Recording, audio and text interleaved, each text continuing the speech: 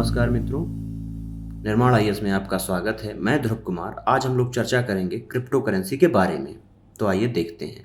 हमारी वित्त मंत्री निर्मला सीतारमण के द्वारा आईएमएफ की एक पैनल चर्चा में बोलते हुए ये कहा गया कि हमारी सरकार के द्वारा क्रिप्टो करेंसी पर टैक्स लगाकर यह सुनिश्चित किया गया है कि इसका उपयोग मनी लॉन्ड्रिंग, आतंकवाद या किसी अवैध कार्य में न किया जा सके। हमारा उद्देश्य क्रिप्टो करेंसी को वैधानिक मान्यता देना नहीं है। इस तरह हम ये कह सकते हैं कि पिछले कुछ समय से जो असमंजस की स्थिति बनी हुई थी कि सरकार के द्वारा क्रिप्टो करेंसी को मान्यता प्रदान कर दी गई है या नहीं, वह समाप्त हो गई है। अब आइए सबसे पहले देखते हैं हम कि क्रिप्टो करेंसी होती क्या है। तो क्रिप्टो करेंसी एक ऐसी डिजिटल करेंसी है जो कंप्यूटर एल्गोरिदम पर काम करती है। यह एक ऐसी करेंसी है जिसका किसी संस्था के द्वारा रेगुलेशन नहीं किया जाता है। जिस प्रकार रुपए का रेगुलेटर आरबीआई है, उस प्रकार क्रिप्टो करेंसी का कोई रेगुलेटर नहीं है।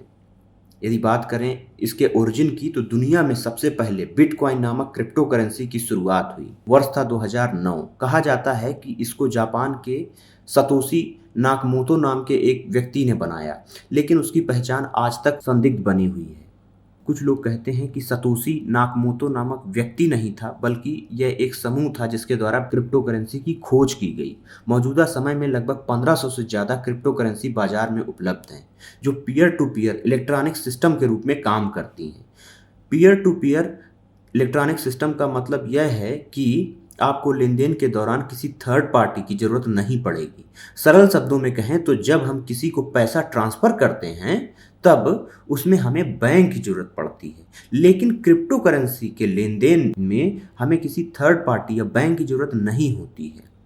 क्रिप्टो करेंसी की कीमत मांग और आपूर्ति के सिद्धांत से तय होती है, यानी जब इसकी मांग ज़्यादा होती है और आपूर्ति कम होती है तो इसकी कीमत तेज़ी से बढ़ जाती है, लेकिन अगर मांग कम हो जाए और आपूर्ति बढ़ जाए तो इसकी कीमत भी कम हो जाती है। लेकिन अब तक ऐसा देखा गया है कि क्रिप्टो करेंसी की आपूर्ति सीमित है, क्योंकि इसकी माइनिंग करनी पड़ती है जो अत्यंत कठिन है, इसीलिए इसके मूल्य में वृद्धि ही हो रही है। आइए देखते हैं क्रिप्टो करेंसी के फायदे। क्रिप्टो करेंसी के अभी तक के रिकॉर्ड को देखते हुए ये कहा जा सकता है कि क्रिप्टो करेंसी में निवेश करना फायदेमंद ही रहा है। इसके पीछे वजह यह है कि इसकी कीमतों में तेजी से उछाल आता है, अर्थात निवेश के लिहाज से अच्छा प्लेटफॉर्म है। चूंकि क्रिप्टो करेंसी एक डिजिटल करेंसी है, ऐसे में इसमें धोखाधड़ी की गुंजाइश भी कम है। ज़्यादातर क्रिप्टो करेंसी के वॉलेट उपलब्ध हैं, जिसके चलते ऑनलाइन खरीदारी और पैसे का लेन देन काफ़ी आसान हो चुका है। क्रिप्टो करेंसी का मूल्य कोई अथॉरिटी या संस्था तय नहीं करती है। इसकी कीमत पूरी तरह मांग और आपूर्ति पर निर्भर है। इसके चलते अवमूल्यन का खतरा भी नहीं रहता है। सुरक्षा के लिहाज से क्रिप्टो करेंसी काफ़ी सुरक्षित है, क्योंकि इसके लेन देन में ब्लॉकचेन तकनीक का प्रयोग किया जाता है, जिसके एक्सेस के लिए व्यक्ति को ऑथेंटिकेशन की ज़रूरत पड़ती है। क्रिप्टो करेंसी में सिस्टम को हैक करना भी लगभग नामुमकिन है, या मुश्किल तो कहा ही जा सकता है। लेकिन क्रिप्टो करेंसी के साथ अनेक समस्याएं भी हैं, क्योंकि कुछ देशों में क्रिप्टो करेंसी को सरकारी मान्यता तो दे दी गई है, लेकिन ज़्यादातर देश ऐसे हैं जहां क्रिप्टो करेंसी को मान्यता नहीं प्रदान की है। भारत भी उसी में एक है। साथ ही कुछ देशों ने इसे ग्रे जोन में रखा है, यानी वहां पर ना तो इसे कानूनी तौर पर बैन किया गया है और न ही सरकार के द्वारा इसे मान्यता दी गई है। इस करेंसी के साथ सबसे बड़ी समस्या यह है कि अगर कोई गड़बड़ी हो जाती है तो आप कहीं शिकायत ही नहीं कर सकते हैं, क्योंकि इसका कोई रेगुलेटर ही नहीं है। साथ ही इसका कोई भौतिक अस्तित्व नहीं है, अर्थात आप जो है क्रिप्टो करेंसी के बदले डायरेक्ट पैसे की या रुपए की मांग नहीं कर सकते हैं।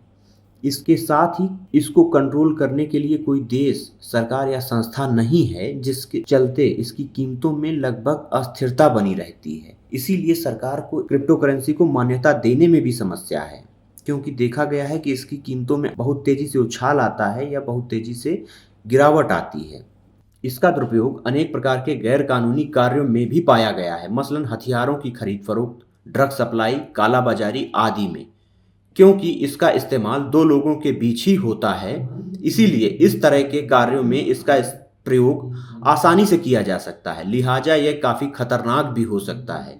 इसका एक और नुकसान यह है कि यदि कोई ट्रांजैक्शन आपसे गलती से हो जाता है तो आप उसे वापस नहीं मंगा सकते हैं, जिससे आपको आर्थिक नुकसान भी उठाना पड़ सकता है। अब हम देखते हैं क्रिप्टो करेंसी के संदर्भ में भारत में क्या कानूनी प्रक्रिया है।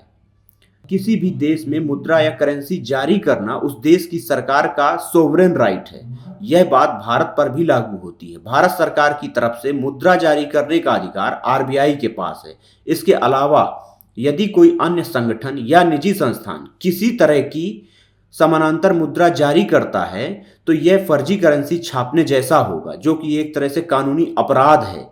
साथ ही क्रिप्टो करेंसी के संदर्भ में गठित अंतर मंत्रालय समूह ने क्रिप्टो करेंसी पर प्रतिबंध लगाने की भी मांग की थी, लेकिन सरकार के द्वारा उसको नहीं माना गया। हालांकि इस समूह ने क्रिप्टो करेंसी में इस्तेमाल तकनीक मसलन ब्लॉकचेन और डिस्ट्रीब्यूटेड लेजर टेक्नोलॉजी पर अनेक संभावनाएं व्यक्त की थी।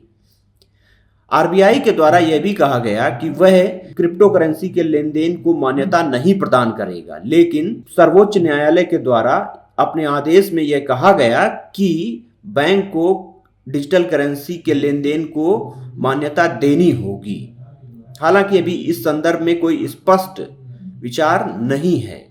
भारत सरकार के द्वारा बजट सत्र 2022-23 में यह घोषणा की गई कि क्रिप्टो करेंसी के डिजिटल लेन देन पर सरकार 30% का टैक्स लगाने जा रही है। हालांकि उस समय हमारी विदेश मंत्री के द्वारा क्रिप्टो करेंसी का नाम न लेकर इसे वर्चुअल डिजिटल एसेट कहा गया था। साथ ही उस समय सरकार के द्वारा यह भी नहीं कहा गया था कि सरकार के द्वारा डिजिटल करेंसी को वैधानिक मान्यता दी जा रही है अथवा नहीं। इसीलिए काफी समय से एक असमंजस की स्थिति विद्यमान थी। अब निर्मला सीतारमण जी के द्वारा यह स्पष्ट कर दिया गया है कि सरकार के द्वारा क्रिप्टो करेंसी को वैधानिक मान्यता नहीं दी गई है।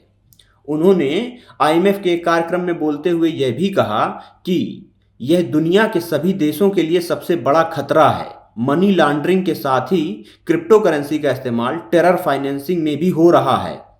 उन्होंने आगे कहा, मेरा मानना है कि टेक्नोलॉजी के इस्तेमाल वाला रेगुलेशन ही समस्या का हल है।